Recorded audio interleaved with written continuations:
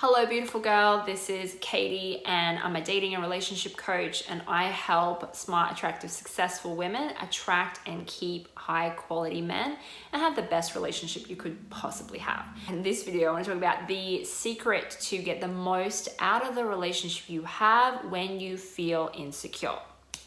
I think the best way to kind of feel insecure about ourselves is to get into a relationship, right? Because we can kind of be oblivious to our issues when we're single because there's no other person constantly there to say things that are triggering for us and to constantly judge us and bring up all of our stuff. So I like to look at relationships as an invitation to really truly work on ourselves, because how can we really work on ourselves and grow if we're not constantly butting up against some kind of conflict? Don't be alarmed if you're feeling insecure in a relationship. It's absolutely normal. And this is a chance to learn about yourself and grow. The most important thing, the key to getting the most out of the relationship you have, is to understand yourself when it comes to the specific circumstances that are triggering you in your relationship. When a certain thing happens in your relationship, you want to understand why you're triggered and what you do, right? Why you do what you do, why it's triggering you. That level of specificity. I'm trying to say that word. Okay, you want to really understand yourself to that level of detail. Okay. Because when you can do that, you get closer to the facts of the relationship. And the facts of the relationship is one component that's really important for you to start to move things forward, right? So in a relationship, there's always three things going on. There's the facts of the relationship. There is you and your thoughts about what's going on. Right? So your thoughts, your assumptions, your beliefs about the relationship, about what's going on. And then there is him and his thoughts, his story, his beliefs, his assumptions about what's going on. Okay, so there's always three things happening. And we can create a lot of suffering for ourselves when we don't face the facts of the relationship. We just end up spinning in our own story, and we're just believing our own story without really checking in. What is the facts here? What is actually going on? Okay, sometimes just separating out your story of the relationship and then the facts of things can immediately give you that sense of relief. At least then you know, okay, right, this is actually not true. This is just a story I'm telling myself over and over. It's creating the suffering, right? So just having that level of awareness gives you instant relief, right? But then there's another level to it, okay? So a lot of women come to me and they say, I'm not totally sure, is it me, is it him? And kind of getting lost in that. There's no clarity around that. And I think you can spend a lot of time spinning in the camp of, I'm not sure, is it him, is it me, is it and then using up a lot of headspace to try to figure out what is the solution. Because if you don't know if it's him or if it's you, then you can't really find a solution, right? Because if it's him, you can spend all your days trying to come up with a solution that's going to be the wrong solution, because you're going to be thinking it's you. You're going to spend your days possibly coming up with a solution that's not going to fit the problem, okay? So, which isn't going to get you anywhere, right? So when you can separate out the facts from the story, and you add a component of, okay, I understand it's me, right? I understand when this thing happens, I am triggered. I do this, I tend to do this, and why you do that, then it's really clear to see them when it's not you and when it's him. Because if something happens and you know it's not you, well, it has to be him, right? That's kind of what happens. And that's a really important skill to have, because then you immediately have another layer of relief.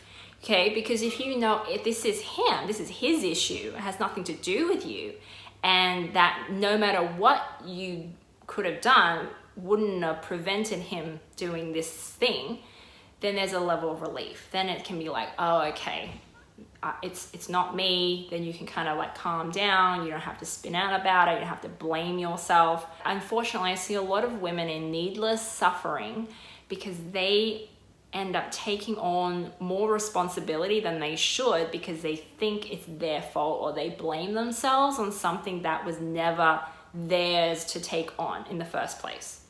Okay, so there's some women that are just constantly suffering over things that they shouldn't be suffering over, right? And that's heartbreaking to see. The skill to separate out the facts of the relationship from your thoughts, right? When you do that, you all kind of automatically can figure out whether it's you or whether it's him, right? Because you understand yourself. Now, there's another benefit to understanding yourself. Once you understand yourself and the specific circumstances that's triggering you and why you do certain things, then you go into this other sub area where you know when you're being yourself and when you're being authentic versus when you're compromising yourself or just doing something just to please him. And we know that whenever we do something just to please someone else, kind of against ourselves, it never feels good.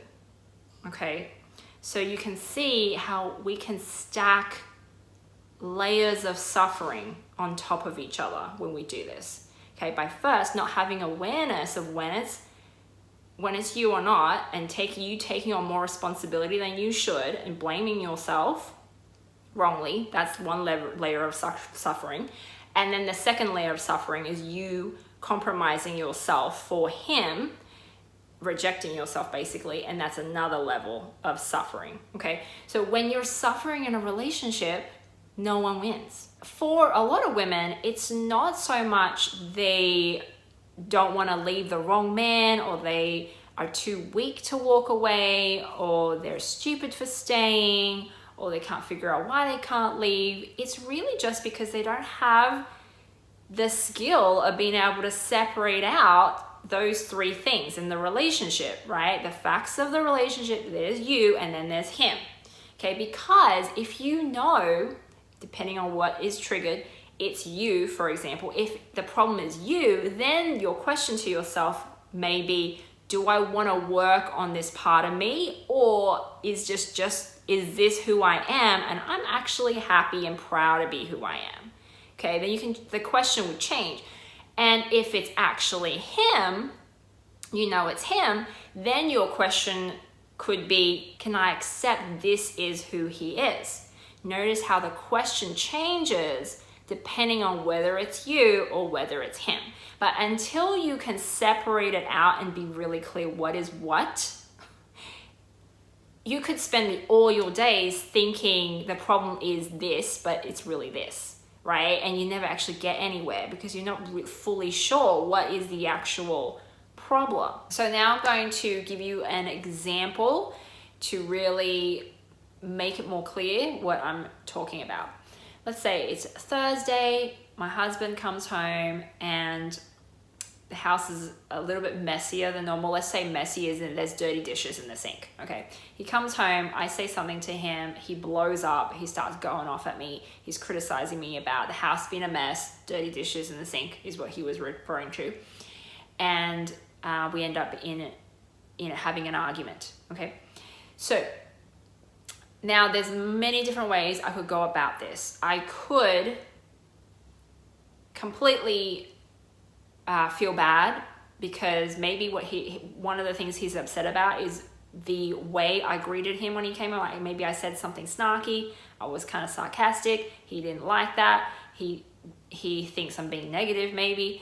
That was part of the reasons he got upset, plus the dirty dishes in the sink. Right, and then maybe I okay, he's right. I don't want him to be upset. So I take on that responsibility and make it mean it's my fault. Next time I need to be in a better mood, be careful what I say, make sure you clean the dishes, right? That could be one scenario where I take that.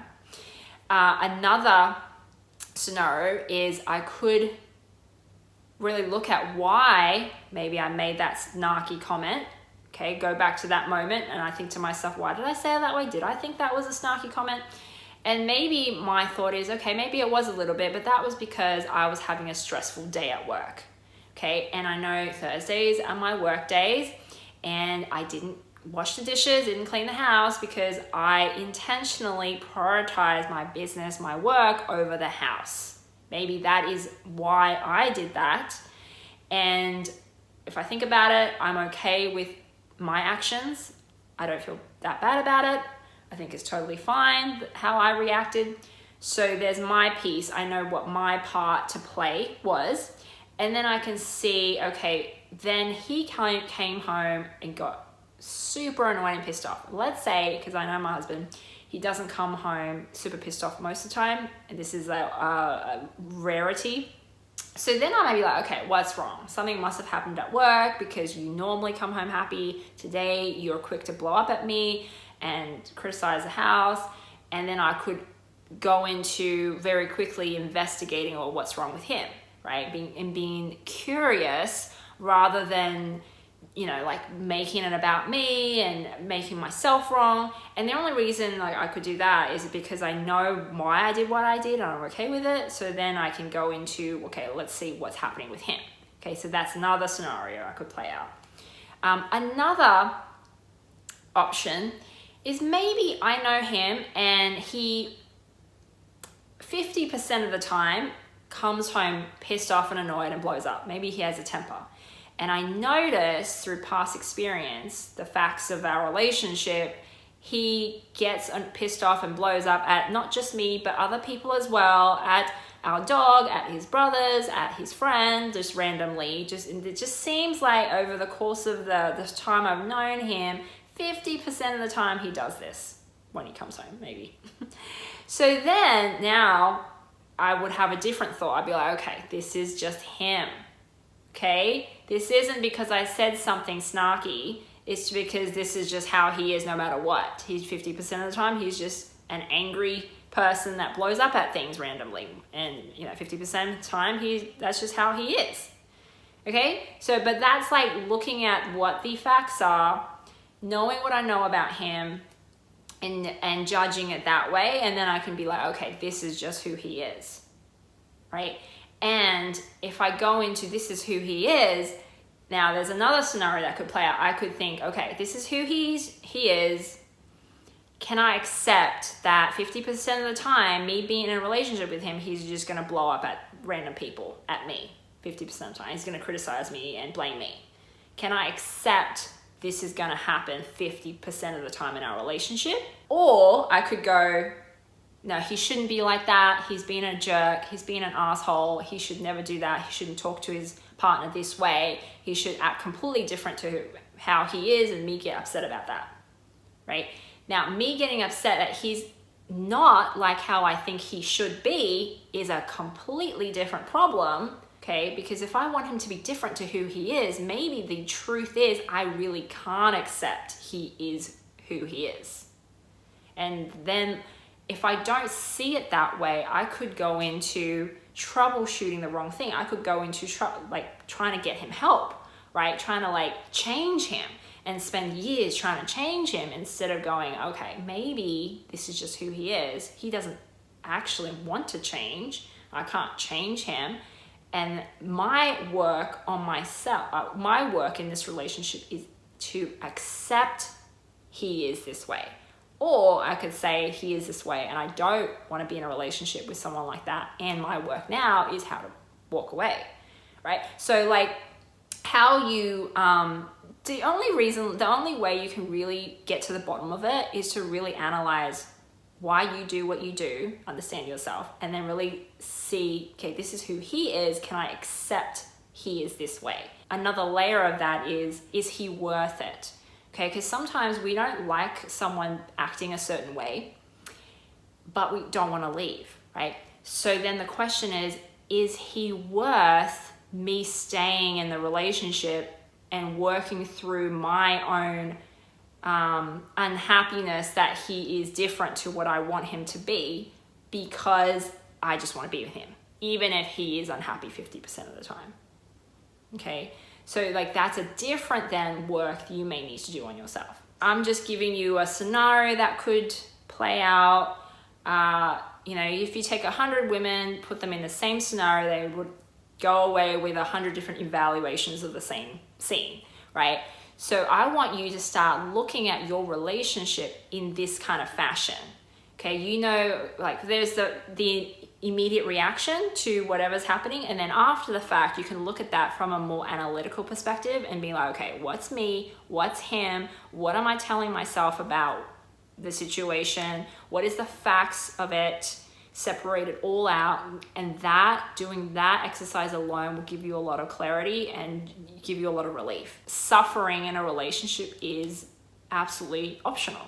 You don't have to suffer. No matter where your relationship is now, you can dramatically improve it and get the most out of it and feel so much better about it just by going through this exercise. If you would like to find out more about how to work with me and how to really create the relationship that you want, attract and keep high quality men, you can go to the link in the description and apply to work with me there. Okay, so that's it from me this week. If you like this video, please like me, leave me some comments about what you thought, and subscribe to my channel if this sounds like something you'd like to hear more of in the future. And that's all from me. I'll talk to you real soon.